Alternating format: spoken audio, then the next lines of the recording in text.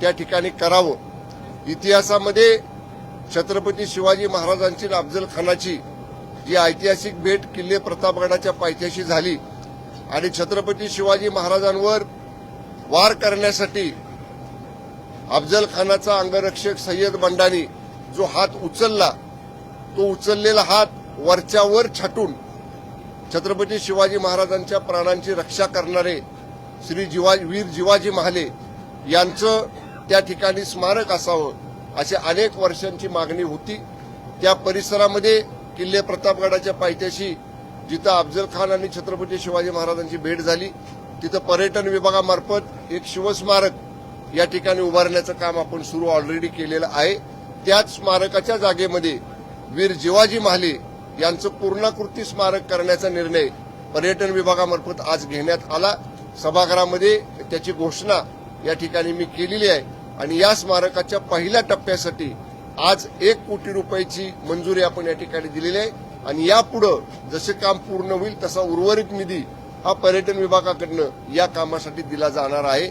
अनेक वर्षांची ही मागणी होती.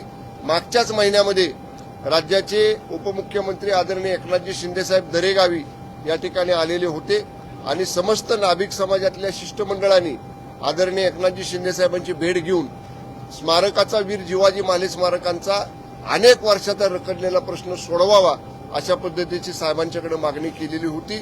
या बाबतीत आदरणीय एकनाथजी शिंदेसाहेबांनी पर्यटन विभागानं तात्काळ हे स्मारक करावं असे निर्देश मला दिले.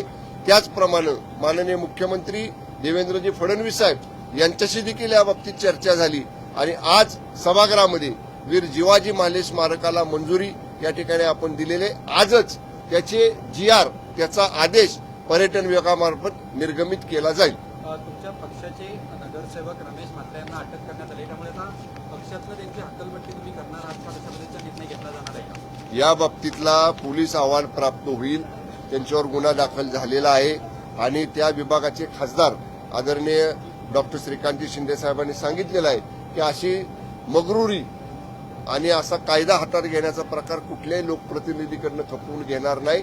पक्ष शिस्तभंगाच्या अनुषंगाने जी काही कार्यवाही असेल ती कार्यवाही चालू करेल. शरद पवार संजय राऊतांची भेट झाली, आम्हाला शरद पवार आणि एकनाथ शिंदेची जी भेट झाली त्याच्यावरती संजय राऊत म्हणतात की ती भेट आम्हाला मान्य राष्ट्रवादी काँग्रेसची विश्वासार्हता त्यामुळे कमी होते असं त्यांना विचारतं कोण मान्य असायला नसायला. राऊतांना काय असं वाटतंय सगळ्यांनी मला विचारून करावं. नॉन कॉग्निजिबल झालेले आहेत ते एनसी. पोलीस स्टेशनला जशी एखादी एनसी नोंदवतात की त्या तक्रारीत नॉन कॉग्निजिबल असतं, तसं आता राऊतांचं नॉन कॉग्निजिबल अपिअरन्स झालेलं आहे.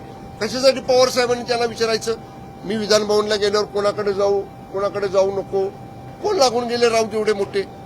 त्यामुळं पवारसाहेब आदरणीय शिंदेसाहेबांच्या ऑफिसमध्ये आले. आदरणीय शिंदेसाहेबांनी प्रोटोकॉल प्रमाणे त्यांचं पुष्पगुच्छ देऊन या ठिकाणी स्वागत केलं. राऊतांच्या पोटात दुखायचं काय कारण आहे? मी सांगू का आपल्याला, राऊत आता नॉन कॉग्निजिबल व्हायला लागलेले आहेत. कुणी त्यांचा कॉग्निजन्स घेत नाही.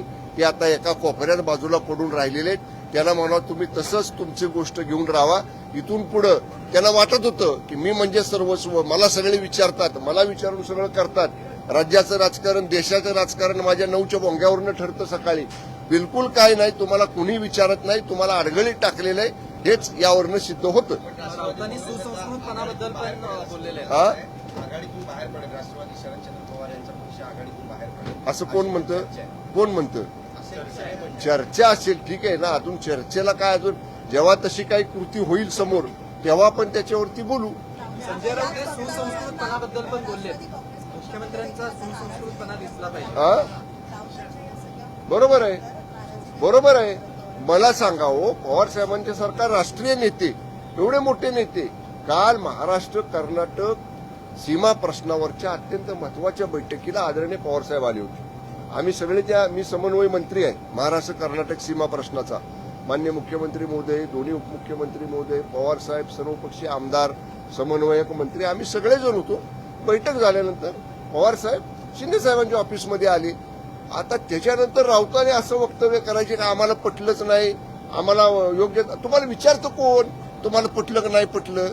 न विचारताच म्हणायचं आम्हाला पटलं नाही. म्हणून मी म्हणलं राऊत आता नॉन कॉग्निजेबल झालेले आहेत. मुख्यमंत्र्यांनी जे भाषण केलं त्याच्या बाबतीत सुसंस्कृतपणाबद्दल पण राऊत बोललेले आहेत या सकाळी काय की सुसंस्कृतपणा दिसला पाहिजे. मुख्यमंत्र्यांचा सुसंस्कृतपणा दिसला नाही कालच्या मुख्यमंत्र्यांच्या माननीय मुख्यमंत्र्यांच्या विधानसभेतल्या 293 प्रस्तावावरच्या उत्तरामध्ये असंसदीय कुठलाही शब्द नव्हता. माननीय मुख्यमंत्री महोदयांनी सगळ्या प्रश्नांची समर्पक उत्तरं सभागृहामध्ये दिली. ज्या राजकीय टीका माननीय मुख्यमंत्री महोदयांवरती सभागृहाच्या बाहेर केल्या होत्या त्या टीकेला सुद्धा सभ्य भाषेमध्ये सौम्य भाषेमध्ये माननीय मुख्यमंत्री महोदयांनी उत्तर दिलेलं आहे. राऊतांना त्यातलं काय असंस्कृत वाटलं असंसदीय वाटलं मला माहित नाही.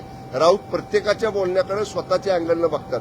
राऊत जसं सकाळी 9ला लाखोळी वाहतात शिव्यांची प्रत्येकाला, तसं तर कुणी शिव्यांची लाखोळी वाहत नाही. म्हणजे राऊत करतात ते संस्कृत सगळं व्यवस्थित आणि इतर बोलतात ते असंस्कृतिक. हे चुकीचं आहे. म्हणून मी म्हणलं ना, परत एकदा तुम्ही लक्षात घ्या, राऊत नॉन कॉग्निजेबल झालेले आहेत. सर, डान्सबार संदर्भामध्ये खरं तर जो कायदा होता त्यामध्ये सुधारणा आणून आता नवीन विधान जे आहे ते सादर केलेलं आहे. पण तरी सुद्धा मुंबईच्या उपनगरात असेल नवी मुंबईमध्ये अजूनही डान्सबार हे सुरूच आहे. नाही बरं का, 2च दिवसापूर्वी त्या पद्धतीचा निर्णय आपण या ठिकाणी विधानसभेमध्ये केला. त्याच्यामध्ये काय होतं, लाईव्ह ऑर्केस्ट्रा परफॉर्मन्स, की जे ऑर्केस्ट्रा परफॉर्मन्स गाणे वगैरे गाणं कलाकारांनी याला परवानगीच्या नावाखाली ते डान्स बार चालवले जायचे. ती जी पळवाट काढलेली जायची डान्सबारवाल्यांकडनं त्याला सुद्धा मनाई ह्या नवीन अमेंडमेंटमुळे या ठिकाणी आलेलं आहे. या अमेंडमेंट एन्फोर्समध्ये आल्यानंतर तात्काळ त्याची अंमलबजावणी होईल. पण तरी सुद्धा गृह विभागामार्फत योग्य ते आदेश सगळ्या क्षेत्रीय पोलीस अधिकाऱ्यांना माननीय मुख्यमंत्री महोदयांच्याकडनं लवकरच दिले जातील. ओके साहेब बोलतात.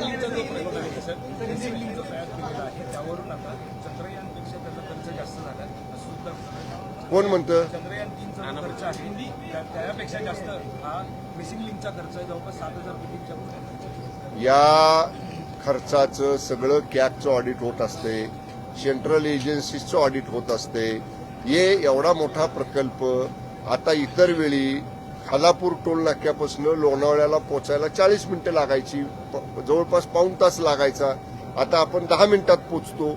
एवढा मोठा अवघड काम करताना थोडा खर्च त्या ठिकाणी होणार आहे. पण जर कुणाला वाटत असेल खर्च ज्यादा झालाय, त्याचं कॅगचं ऑडिट आहे ते होत असतं, त्याच्यामध्ये सिद्ध होत असतं सगळं. पण कुठेही अनियमितता झालेली नाही. जेवढा आवश्यक खर्च आहे तेवढाच केलेला आहे. लोकांचा वेळ वाचावा, अपघाताचं प्रमाण कमी व्हावं त्यासाठी केलेली उपाययोजना आहे. अवाजवी खर्च कुठेही झालेला नाही. एक मिनिट, सिनियर मिनिस्टर साहेब आहे.